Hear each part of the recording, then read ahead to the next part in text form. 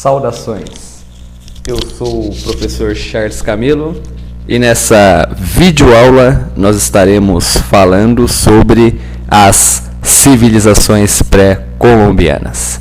Então, conforme nós iremos aprender nesta videoaula, na parte 1, nós vamos falar um pouquinho de forma resumida, sobre as civilizações Azteca, Maia e Inca.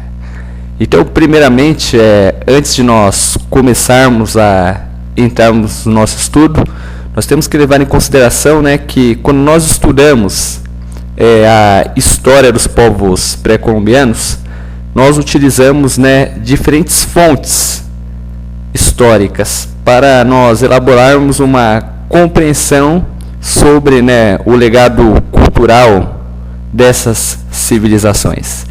Então, primeiramente, dentre as fontes históricas que nós estudamos para entendermos estas civilizações, primeiramente nós podemos citar as fontes da cultura material. O que seriam as fontes da cultura material? As fontes da cultura material seriam os restos de túmulos, templos, objetos de cerâmicas, pinturas rupestres. Então, como a maioria dos povos pré-colombianos, eles não possuíam um sistema de escrita, salvo algumas exceções. Então, geralmente, nós estudamos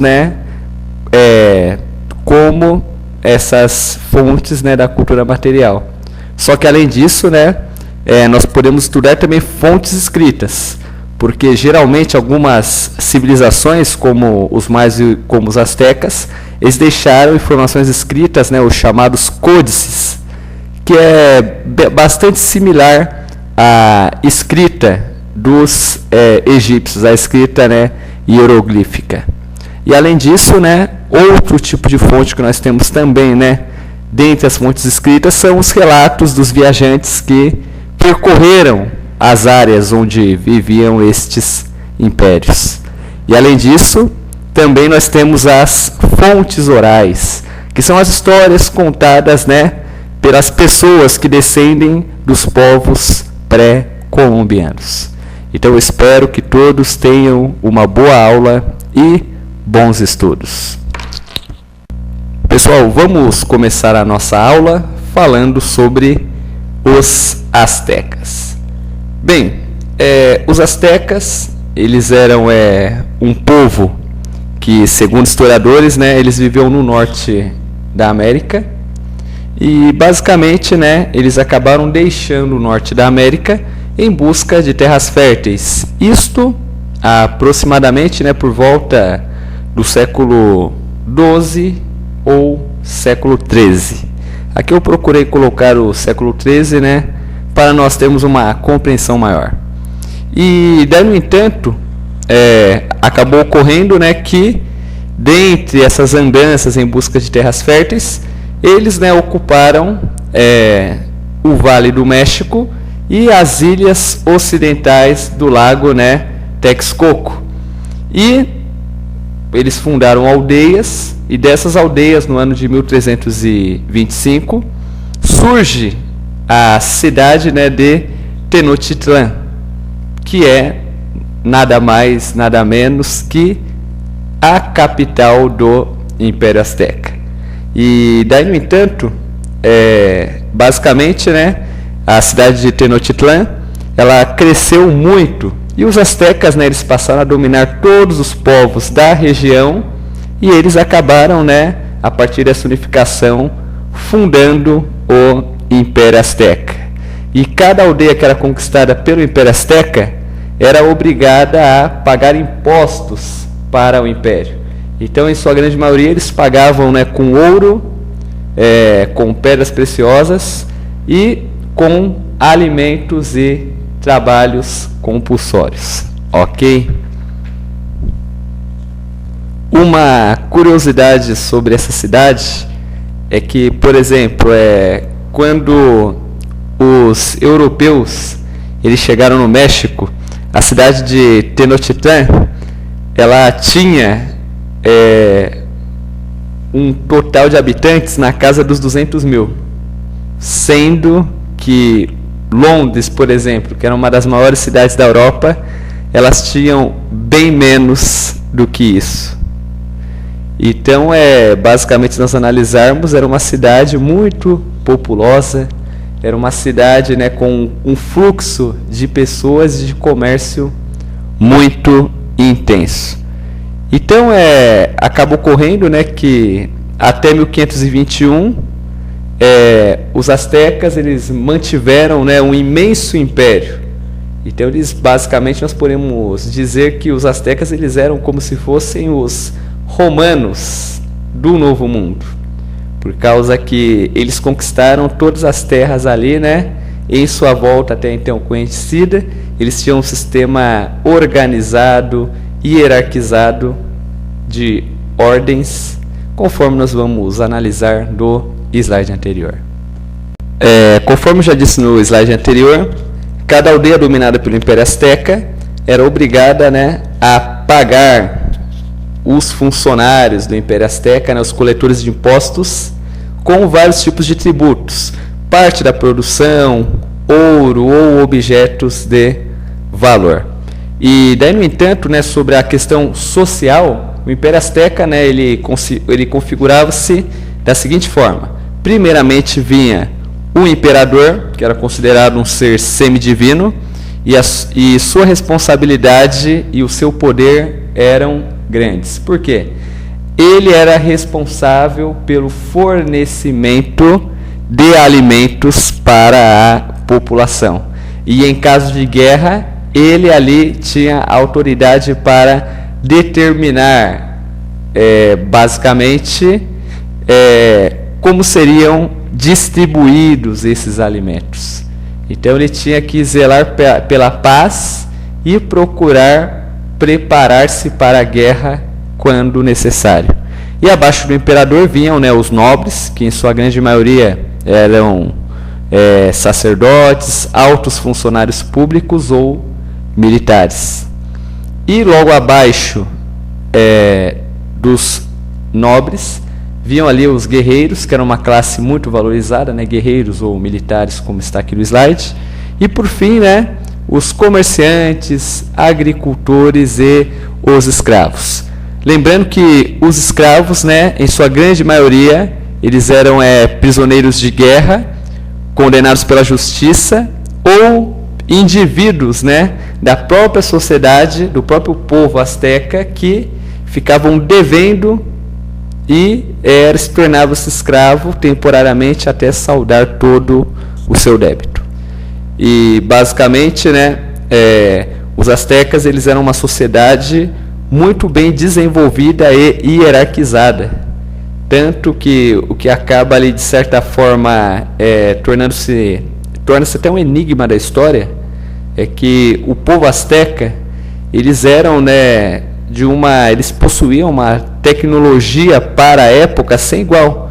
Inclusive até hoje, né, questiona-se muito como os astecas, né, eles ergueram grandes templos, grandes cidades, com toda uma infraestrutura ali, sendo que eles não tinham o conhecimento, né, das técnicas da metalurgia para confeccionarem armas de ferro. Então até hoje torna-se um enigma da história essa questão, né, da arquitetura desenvolvida pelos astecas, e sobre isso, né, pelo conhecimento tecnológico que tal sociedade possuía numa época em que, por exemplo, se nós compararmos, a Europa vivia numa primitividade. Então, enquanto que as cidades europeias o esgoto era lançado a céu aberto, as cidades astecas elas possuíam um sistema de esgoto. Eles possuíam um sistema de tratamento de água. Olha só que informação interessantíssima. Então, além do aspecto tecnológico, né, do conhecimento arquitetônico que os astecas possuíam, eles também possuíam, né, um grande conhecimento da flora, né, das plantas. Inclusive eles usavam para tratamentos eficientes. E também eles tinham conhecimento da fauna local, que era, né, sem tamanho. E daí, no entanto, basicamente, acaba acontecendo que, se nós tivermos ideia, o médico do rei da Espanha, o Filipe II, ele teve acesso, né, às informações armazenadas pelos astecas e ele registrou cerca de 1.200 plantas medicinais. E além disso, né, acabava ocorrendo, né, que eles usavam também gordura de animal para fazer remédios e também, né, outros medicamentos. E a religião asteca, ela era uma religião politeísta, acreditava em vários deuses e ela possuía também um caráter dualista. Então existiam deuses para o bem e deuses para o mal. E além disso, era muito comum a prática de sacrifícios humanos. Então geralmente os soldados que perdiam uma batalha para o Império Azteca, esses guerreiros eles eram levados para serem sacrificados. Então quanto mais corajoso era o guerreiro, mais chances ele teria de ser sacrificado. Porque a coragem era uma virtude dada, né, aos homens dignos. Isso segundo, né, o que dizia a religião asteca. Então, geralmente lá, sempre no alto das pirâmides, eles sacrificavam ali, né, basicamente, os guerreiros e também, né, os escravos. Ok? Agora vamos falar sobre a civilização maia. Então, os maias, eles viviam na península de Yucatán. Hoje, na península de Yucatán, né, corresponde aos seguintes países: Guatemala, Honduras, Belize e Sul do México. Então, basicamente, os maias eles eram bons construtores com uma arquitetura avançada para os padrões da época. No caso, é o mesmo caso que os astecas. Eles não conheciam a metalurgia e desenvolveram construções altamente complexas. E além disso, né, uma característica que marca a civilização maia é que eles nunca formaram um grande império, tanto que eles acabaram ali recebendo, né, o apelido dentre os historiadores que estudam, né, a história da América, de os gregos do Novo Mundo. Porque os maias, eles, com seus conhecimentos, com a sua cultura, eles acabaram ali influenciando os povos da região. E a característica, né, dos maias que se assemelham ao dos gregos é que eles não formaram um império único. Em sua grande maioria, eles, de certa forma, acabavam, né, ali, como eu posso dizer, eles acabavam, né, sendo governados a partir de cidades-estados independentes. Então, geralmente, nas cidades-estados independentes, cada cidade tinha um governo, leis e costumes próprios. E, geralmente, um deus protetor. E, daí, no entanto, dentre os aspectos, né, basicamente, ali da arquitetura, os maias, né, eles eram um dos povos, né, que confeccionavam pirâmides. Então, geralmente, as pirâmides maias elas serviam como templos religiosos. Então, geralmente, as pirâmides maias elas lembram muito bem os chamados zigurates da Mesopotâmia. Lá no topo tinha um templo, e nesse templo eram realizados sacrifícios humanos para agradarem os deuses. Então, geralmente, no aspecto social, a sociedade maia era uma sociedade hierarquizada, formada, né, por nobres, sacerdotes, artesãos e agricultores. Na questão nos campos da ciência que os maias se destacaram, um dos campos fundamentais foram a astronomia. Então, por exemplo, os maias eles calculavam com precisão os eclipses solares, as fases do planeta Vênus e elaboravam calendários que facilitavam o seu dia a dia.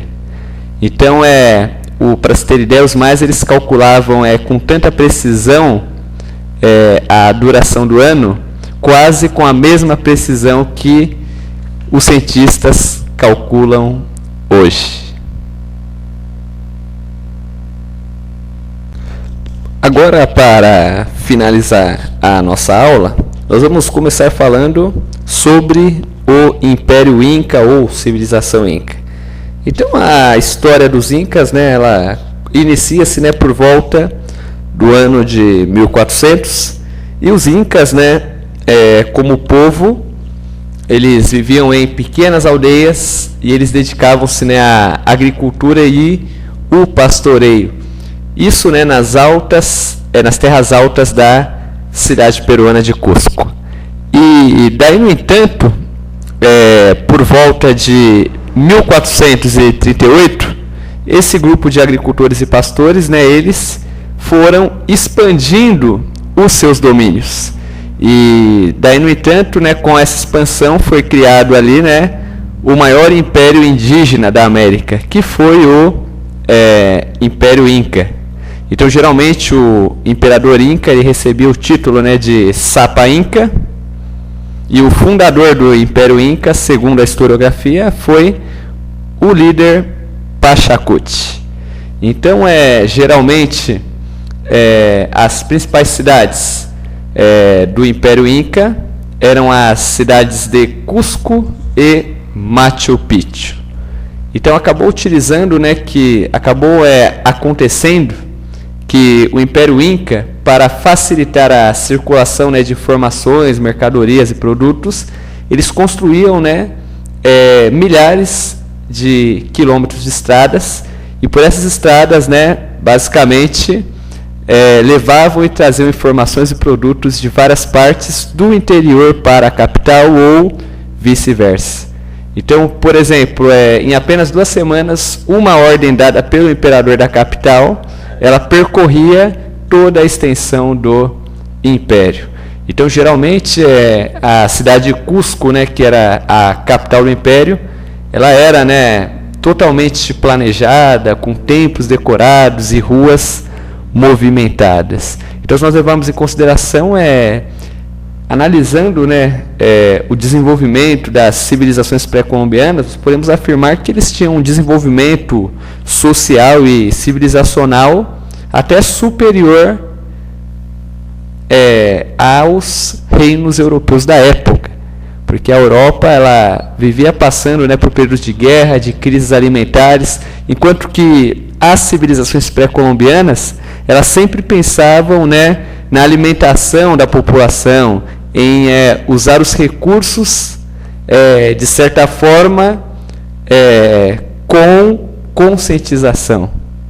Isso, né, acabou ali, de certa forma, colaborando, né, para o desenvolvimento e, sobretudo, né, para a expansão para novos domínios. Então, se nós levarmos em consideração, voltando, né, à questão do Império Inca, quando o Império Inca ele atingiu o seu apogeu, isso, né, já entre os anos ali de 1493, o Império Inca chegou a ter 12 milhões de habitantes. Então, uma população muito extensa. Então, geralmente, acabava ocorrendo, né, que cada aldeia inca era formada, né, por um grupo de famílias que recebia o nome de Ailu.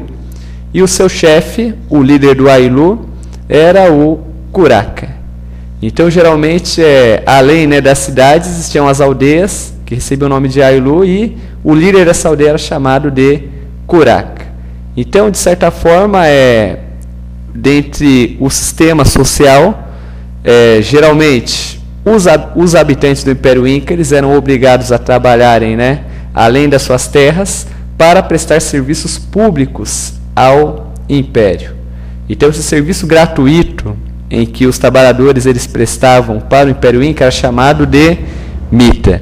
Então, se nós tivermos ideia de 5 dias da semana que era de trabalho, desses 5 dias, 2 dias seriam dedicados a trabalhar para o Império Inca. Isso que eu falei para vocês é apenas um exemplo, né, para nós assimilarmos melhor o conteúdo. E outro fator determinante é que geralmente as terras do Império Inca elas eram divididas em 3 partes. Então lá as terras lá de cada aldeia, né, de cada Ailu, elas eram divididas em 3 partes. A primeira era para o imperador, a segunda eram para os sacerdotes e a terceira era destinada, né, à alimentação das famílias que viviam dentro da aldeia. Então, geralmente, as sobras da produção dos alimentos e os alimentos que eram, no caso, enviados para o imperador e para os sacerdotes, eles eram, armazenados ou distribuídos, à população em períodos causados pela fome, por invernos rigorosos ou destruição, das plantações. Então, geralmente, na sociedade, o imperador ele era visto como ser divino, conhecido como filho do sol, e ele, o seu cargo era hereditário, ou seja, passava, de pai para filho. E abaixo dele vinham os sacerdotes, os nobres, os militares, os artesãos e os camponeses. Então, o Império Inca ele era um império extenso, complexo e hierarquicamente organizado, ok? Bem, por hoje eu encerro a nossa aula, espero que vocês tenham gostado.